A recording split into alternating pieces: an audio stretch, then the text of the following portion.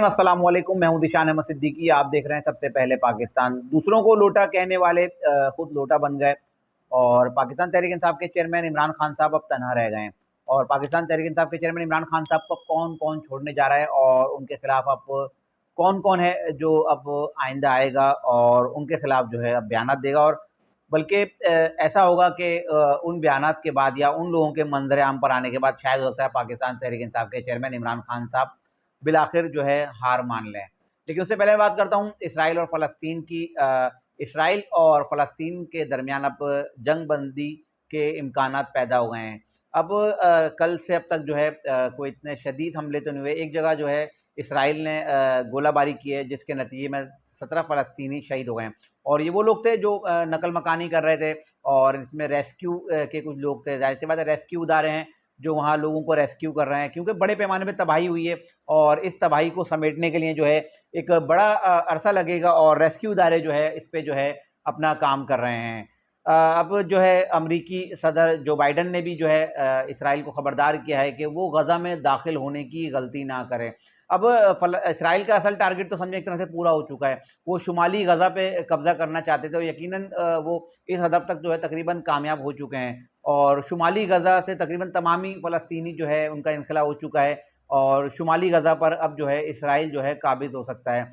अब अगर मैं बात करूँ अमरीकी वज़ीर ख़ारजा ब्लिंटन की, तो उनके हवाले से भी खबर सामने आई कि वो सऊदी अरब गए और सुलेमान शहज़ादा जो हैं, सऊदी शहज़ादे जो हैं, उनसे जो है इन्होंने मुलाकात का टाइम लिया था। लेकिन उन्होंने जो है सऊदी शहज़ादे ने जो है उनको 6 घंटे वेट कराया और उनसे मुलाकात नहीं करा। और 6 घंटे वेट कराने के बाद अगले दिन जब वो अमरीकी वज़ीर ख़ारजा से जब वो मुलाकात की, तो उसमें उन्होंने शॉर्ट बात की। उन्होंने कहा कि आपसे कोई बात नहीं होगी जब तक आप जो है फ़लस्तीन को जो है जिस तरह से उन पे गोलाबारी की जा रही है, उनके खिलाफ इसराइल जो है जंग कर रहा है, पहले आप इसराइल से जंग बंदी करवाएं।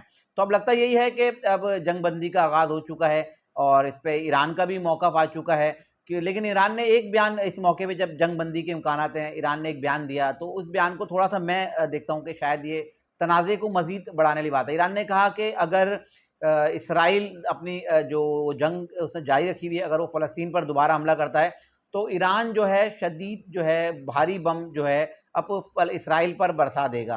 तो यकीनन ये इस तरह का बयान है ऐसे मौके पर जब अमेरिका भी अब मैदान में आ गया है, दूसरी तरफ रूस भी है, ईरान भी है और दीगर ममालिक हैं। तो वो अब जो है इस पे जंग बंदी चाहते हैं और वो सब अपना अपना किरदार अदा कर रहे हैं। कतर भी है ख़ास तौर पे, क्योंकि कतर ने भी कह दिया, कतर ने तो बल्कि अब जो है इन ममालिक की जो इसराइल से जो मुल्हिक इलाके हैं और इसराइल के जो हिमायती जो इलाके हैं वहाँ की गैस बंद कर दी है। और कतर ने वाज़ेह कह दिया है कि जब तक इसराइल जो है जंग बंदी नहीं करेगा तो वहाँ की गैस नहीं खोली जाएगी। तो यकीनन अब जो है लगता यही है कि कुछ दिनों में जो है जब बाकायदा जो है जंग बंदी के लिए जो है कोई हिकमत अमली बनाई जाएगी और इसका वाज़ेह प्लान जो है सामने आ जाएगा। क्योंकि इसराइल जो उसका हदफ था वो कामयाब हासिल कर लिया उसने, वो हासिल करने में कामयाब हो चुका है। उसने शुमाली गज़ा हासिल करना था और शुमाली गज़ा पर तकरीबन अब जो है इसराइल जो है अपना कब्ज़ा करने में कामयाब हो जाएगा। अब मैं बात कर रहा चेयरमैन पाकिस्तान तहरीक इंसाफ इमरान खान अब अकेले तनहा रह गए हैं। फ़ारूक हबीब साहब अब सामने आए। फैसलाबाद से ताल्लुक़ रखने वाला वो शख्स जिसने अपनी सियासत का आगाज़ ही पाकिस्तान तहरीक इंसाफ से किया था। लाहौर में वो स्टूडेंट की तंज़ीम चलाते थे और 2018 में उनको पाकिस्तान तहरीक इंसाफ ने जो है टिकट दिया था कौमी असम्बली का। उनके मुकाबले में आबिद शेर अली जो है इलेक्शन लड़ रहे थे। लेकिन उस वक़्त ज़ाहिर सी बात है मेहरबानी थी पाकिस्तान तहरीक इंसाफ पे जनरल फैज़ हमीद साहब की, तो उनको कह के खुसूसी तौर पे जो है फ़ारूक हबीब साहब को जो है 2018 के इलेक्शन में कौमी असम्बली की नशीद जितवाई गई थी। अब फ़ारूक हबीब साहब वही हैं जो 9 मई के वाक़ये में जो है अपनी गाड़ी पे बयान दे रहे थे और उन्होंने कहा था पाकिस्तान की अवाम को, उन्होंने कहा था कि अब वक्त आ गया है कि अब हकीकी आज़ादी के लिए 22 करोड़ अवाम अपने घरों से निकले और इमरान खान साहब को गिरफ्तार कर लिया गया है। तो यकीनन इश्तियाल अंगेज़ी थी और 9 मई का वाक़या सबके सामने और किस तरह से इदारों पे हमले किए गए और किस तरह से अहम तनसीबात को निशाना बनाया गया। अब फ़ारूक हबीब साहब भोले बनकर सामने आ गए और वो प्रेस कॉन्फ्रेंस कर रहे हैं और उन्होंने सारा इल्ज़ाम जो इमरान खान साहब पर डाल दिया। उन्होंने बता दिया कि 9 मई का अहम किरदार भी इमरान खान साहब थे और इमरान खान साहब की गलती थी। अब उनको बुशरा बीबी की गलतियाँ भी नज़र आ रही हैं, अब उनको फ़राह गोगी, एहसन जमील गुज्जर और उस्मान बुज़दार, अब यही वही उस्मान बुज़दार हैं, क्योंकि मैं फ़ारूक हबीब साहब के हवाले से पहले बता चुका हूँ कि ये फ़ारूक हबीब जब सियासत में आए तो इनका आगाज़ मोटरसाइकिल पे था और ये मोटरसाइकिल इनका लैंड क्रूज़र, वीगो, पराडो, ये गाड़ियाँ और अरबपति हैं। अब ये पैसा कहाँ से आया? यकीनन अब जिन लोगों की बुराई कर रहे हैं, एहसन जमील गुज्जर, फ़राह गोगी, उस्मान बुज़दार, इन लोगों का ये दिफा करते रहते थे और ये बताते थे कि भाई ये तो बड़े ईमानदार लोग हैं। तो अब इनका पैसा कहाँ से आया? यकीनन जो पंजाब में करप्शन हुई, एक बड़ी करप्शन, क्योंकि वो केस भी आएगा इमरान खान साहब के खिलाफ, बुशरा बीबी के खिलाफ, तो वो तमाम करप्शन का पैसा फर्रुख हबीब साहब को मिलता था।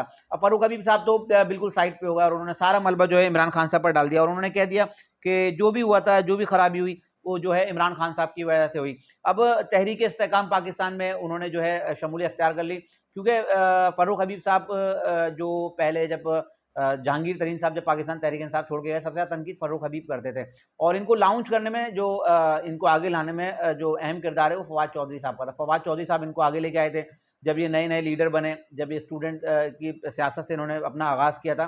तो फवाद चौधरी साहब इनको लेके आए, उन्होंने इंट्रोड्यूस कराया इनको मुख्तलिफ चैनल्स पे कि भाई इनको भी बुलाया करो, ये बहुत अच्छा बोलते हैं। तो मुख्तलिफ चैनल्स पे जो है फर्रुख हबीब को बुलाया जाने लगा। तो उसके बाद उनकी इश्तियाल अंगेज़ी और जब तहरीक इस्तेकाम पार्टी अब उन्होंने ज्वाइन कर ली है और उसके सरबरा जहांगीर तरीन, अलीम खान, ओन चौधरी, इनके खिलाफ तो फर्रुख हबीब बड़े तल्ख अल्फाज बोलते थे कि भाई इनकी बात नहीं करो और इनको कोई पूछता नहीं है। अब ये दोबारा इसी पार्टी में चले गए हैं और फर्रुख हबीब साहब से खाली एक इख्तलाफ है कि बहुत सारी बातें की हैं, बहुत सा सब आप लोग सुन चुके होंगे उनकी प्रेस कॉन्फ्रेंस और उनके बयानात।